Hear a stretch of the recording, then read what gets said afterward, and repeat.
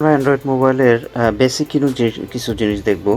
প্রথমে আমরা দেখব কিভাবে মোবাইল নাম্বার সেভ করতে হয়।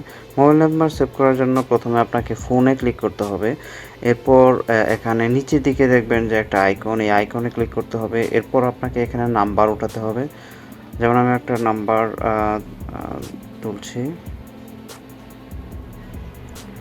নাম্বার ওঠানোর পরে এখানে বাম পাশে উপরে দেখতে পারবেন যে ক্রিয়েট কন্টাক্ট, এই ক্রিয়েট কন্টাক্টে ক্লিক করতে হবে। ক্রিয়েট কন্টাক্টে ক্লিক করার পরে এখানে উপরের দিকে একটা জিনিস দেখতে পারবেন, সেটা হচ্ছে গুগলের এখানে ক্লিক করলে, অথবা এখানে ফোনও থাকতে পারে, সিমও থাকতে পারে। এখান থেকে ক্লিক করলে আপনি কোথায় সেভ করবেন নাম্বারটা সেটা সিলেক্ট করে নিতে হবে। যেমন আপনি এখান থেকে ফোনে সেভ করতে পারেন। ফোনে সেভ করলে আপনার ফোন ফরম্যাট হয়ে যেতে পারে, অথবা ফোন আপনি চেঞ্জ করলে সেক্ষেত্রে আপনার নাম্বারটা চলে যাবে। যদি আপনি সিমে সেভ করেন সেক্ষেত্রে আপনার সিমেও অনেক সময় সমস্যা হয়, সেক্ষেত্রে আপনার নাম্বারটা পরবর্তীতে নাও পেতে পারেন।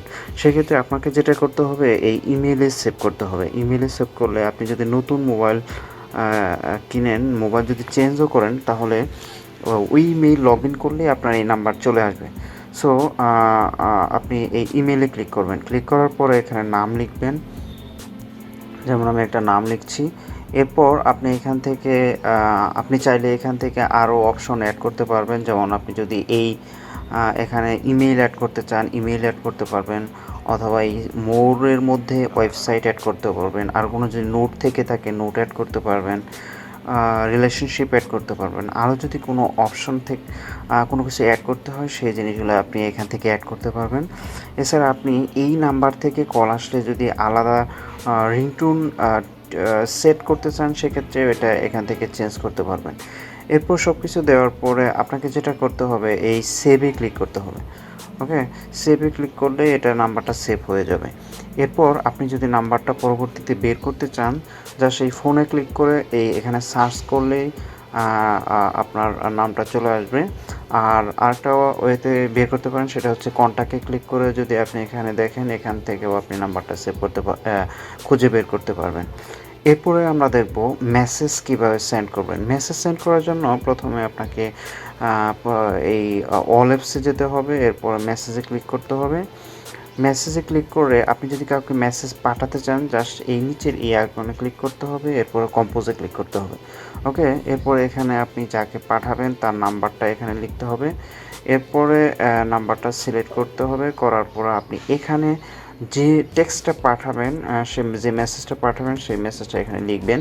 লেখার পরে আপনাকে যেটা করতে হবে, এখানে ওই ডান পাশে এই সেন্ডে ক্লিক করতে হবে। আপনি যদি আপনার মোবাইলে যদি দুইটা সিম থাকে, সেক্ষেত্রে সিম সিলেক্ট করার জন্য আপনাকে এখানে চাপ দিয়ে ধরে থাকতে হবে।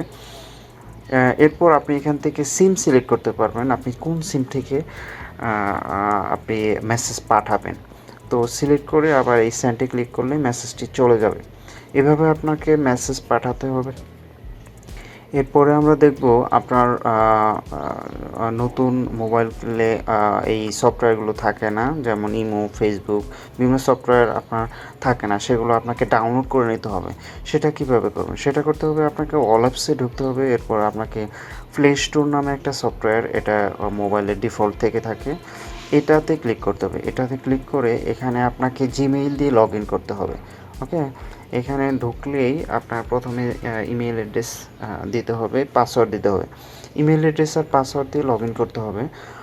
আর আপনার যদি ইমেল অ্যাড্রেস পাসওয়ার্ড না থাকে, সেক্ষেত্রে এখানে ক্রিয়েট নাওতে ক্লিক করলে আপনি সহজে একটা জিমেল অ্যাড্রেস ক্রিয়েট করতে পারবেন। যেমন আপনি যে এখানে আপনার নাম, first name, last name, mobile number, user password দিয়ে জাস্ট নেক্সটে গেলেই এখানে অটো ইমেলটা ক্রিয়েট হবে, এবং ক্রিয়েট হয়ে এই অ্যাপসগুলো দেখা যাবে।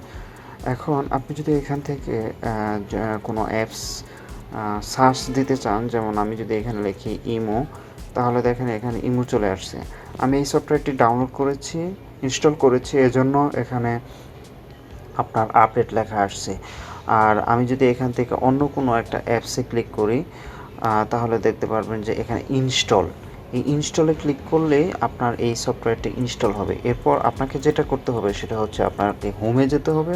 এরপর অল অ্যাপস থেকে আপনি যে ইনস্টল করেছেন ওই অ্যাপসগুলো এখান থেকে দেখতে পারবেন। ওকে, এভাবে আপনি অ্যাপসগুলো ডাউনলোড করতে পারেন। আর আপনি যদি এখান থেকে অন্যান্য অ্যাপস যেতে চান, যেমন আমি যদি ক্যামেরাতে যেতে চাই তাহলে জাস্ট অল অ্যাপসে যেতে হবে। এখান থেকে আপনি ক্যামেরা বের করতে পারবেন, অথবা আপনি যদি এখানে সার্চ দেন, এখানে যদি আপনি সার্চ দেন সেক্ষেত্রেও কিন্তু আপনি ক্যামেরার অপশন বের করতে পারবেন। ওকে, এই যে ক্যামেরা চলে আসছে। তো এই ক্যামেরা আসার এই ক্যামেরা থেকে আপনি ক্যামেরার যে বিভিন্ন সেটিং আছে এই সেটিংস নিয়ে আমি আরেকটা ভিডিও করব। তো এইভাবে ক্যামেরা বের করবেন। এখন এটাকে ব্যাগে দিলাম, ব্যাগ দিলে এটা চলে গেল। ওকে, এখন আরেকটা জিনিস হচ্ছে, এরপর আপনি চাচ্ছেন যে এই ডেক্স আপনার স্ক্রিনের ইমেজ চেঞ্জ করবেন, সেক্ষেত্রে আপনাকে স্ক্রিনে ক্লিক করে চেপে ধরতে হবে। এরপর নিচে দেখবেন বিভিন্ন অপশন চলে আসছে। বিভিন্ন মোবাইলে বিভিন্ন ধরনের সিস্টেম, এক এক ধরনের সিস্টেম থাকে। তো এটা এই মোবাইলে এরকম আছে, যেমন কিছু কিছু মোবাইল আপনার এই ইমেজটা ওয়ালপেপারটা একটু উপরের দিকে আসে, আর মানে একটু চেঞ্জ থাকে, তবে জিনিসগুলো লেখাগুলো সেম থাকে। তো এখানে যদি আমি ইমেজ চেঞ্জ করতে চাই, জাস্ট ওয়ালপেপারে ক্লিক করতে হবে। ওয়ালপেপারে ক্লিক করে জাস্ট এখানে ওয়ালপেপার চলে আসবে, ওই ওয়ালপেপারে ক্লিক করলেই ক্লিক করে সেট দিলেই আপনার ইমেজটা চেঞ্জ হবে। তো এরপরে আমি যদি একটা ওয়ালপেপার চেঞ্জ করতে চাই তাহলে আমি এখানে যেটা করতে হবে সেটা হচ্ছে এই মাই স্টাফে ক্লিক করতে হবে। এরপরে যদি আমি এটা চেঞ্জ করতে চাই এটাতে ক্লিক করে এটা হোম স্ক্রিনে ক্লিক করতে হবে। এরপরে আপনাকে সেট এস ওয়ালপেপারে ক্লিক করতে হবে।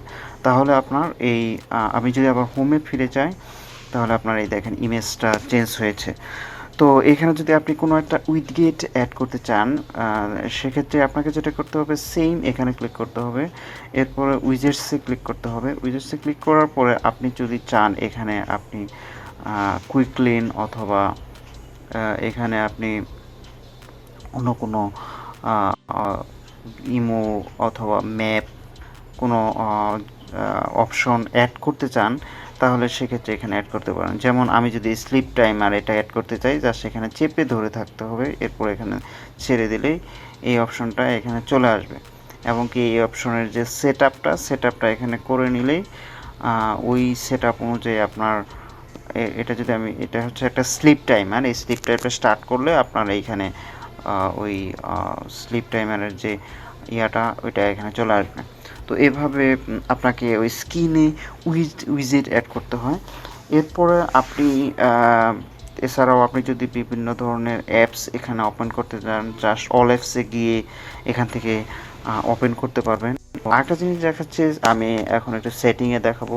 আপনি সেটিংয়ে যেতে পারেন অল অ্যাপস থেকে, অথবা উপরের এই নিচের দিকে স্ক্রল করলেই আপনি এখানে এই উপরে ডান পাশে উপরে একটা আইকন দেখতে পারবেন, এখানে ক্লিক করলে আপনার সেটিং চলে আসবে।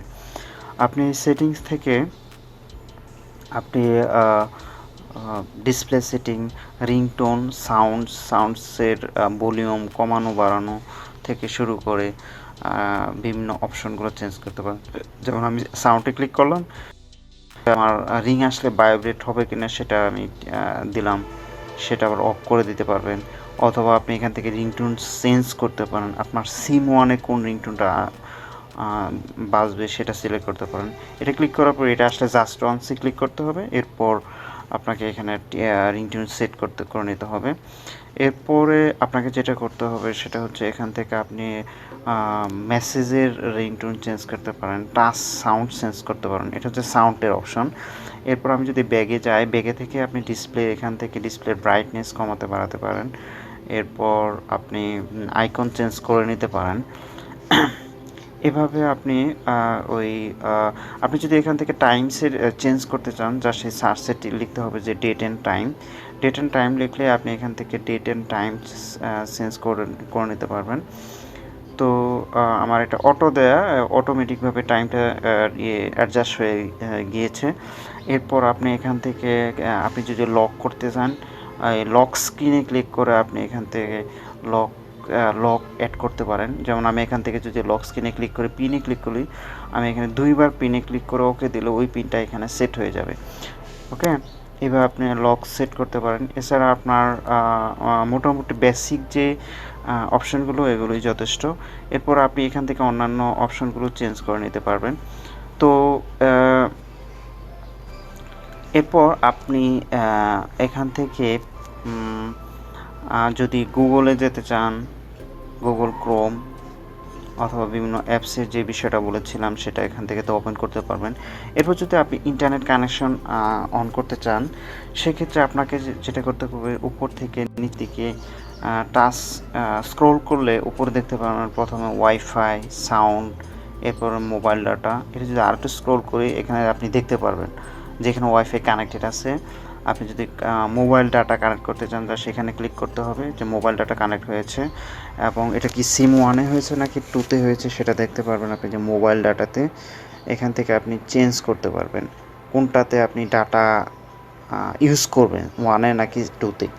এভাবে আপনি মোবাইলের ডাটা অন অফ করতে পারবেন। আর উপর থেকে আপনি মোবাইল চাইলে ফ্ল্যাশ লাইট অর আপনি এখান থেকে আপনি ওই ব্লুটুথ সহ শর্টকাট যে অপশানগুলো সেগুলো এখান থেকে অন করে নিতে পারবেন।